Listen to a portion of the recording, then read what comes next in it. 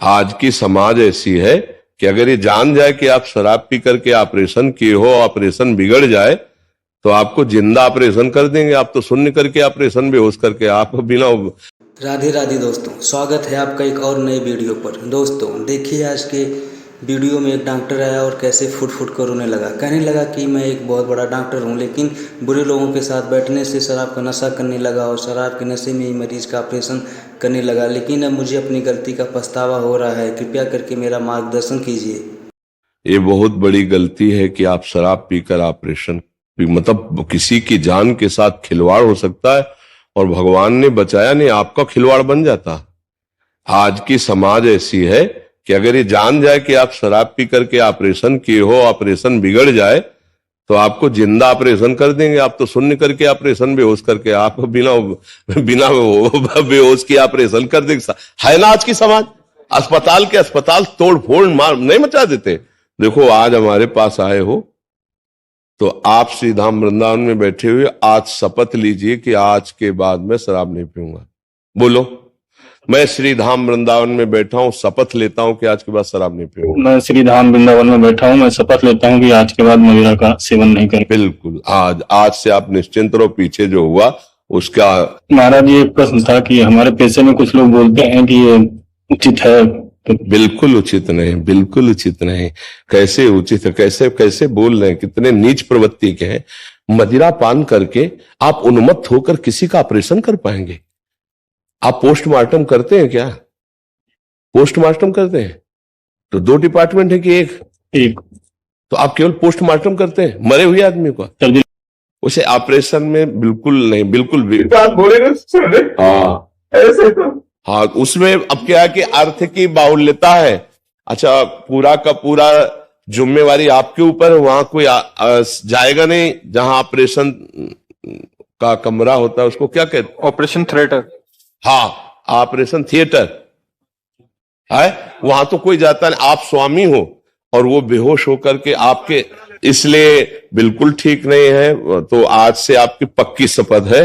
अब आपको पीछे जो हुआ भगवान, अहम त्वं स्वरूपाभ्यो मोक्षयिष्यामि मां शुचा, भगवान ऐसा नहीं, किसी के साथ खिलवाड़ वही तुम्हारे जीवन के लिए भारी पड़ जाएगा।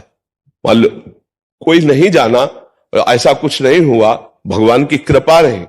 अच्छा सच्ची बताओ, शराब पी करके भला ऑपरेशन कैसे ठीक हो सकता है?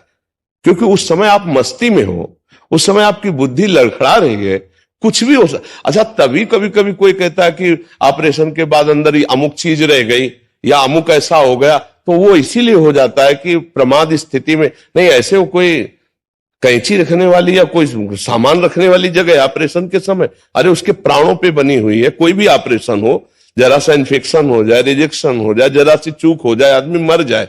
मतलब कितनी सर्जरी खतरनाक चीज होती है, अंगों को काट करके उसको। तो डॉक्टर तो उस समय भगवान होता है। उस समय आपको तो एकदम फ्रेश रहना है, एकदम। अच्छा, आपको शिक्षा दी गई, ऐसा नहीं कि बिना शराब पिए ऑपरेशन नहीं कर सकते, ऐसा नहीं। कितने हमारे हजारों परिचय के ऐसे लोग हैं जो कोई व्यसन नहीं करते, बहुत अच्छे डॉक्टर हैं। तो ऐसा नहीं कि ऑपरेशन करने वाले को कोई, हमें कल लगता है ऑपरेशन करने वाले को कोई भी व्यसन नहीं करना चाहिए, कोई व्यसन नहीं करना चाहिए। तो इसलिए आज का तो आपने नियम ले ही लिया, अब आगे मत करना। जो आपके सीनियर या आपके जो मित्र ऐसा कहते हैं वो आपको गलत सलाह देते हैं, वो अच्छे डॉक्टर नहीं है। हाँ, अच्छा डॉक्टर बनने के लिए, हाँ समाज सुधार के लिए पहले आप अपना सुधार कीजिए। देखो, मरीज के आप उस समय भगवान होते हैं, वो पूरा समर्पित आपको। तो आपकी बुद्धि अगर जरा भी लड़खड़ा गई तो उसका जीवन खतरे में पड़ जाएगा।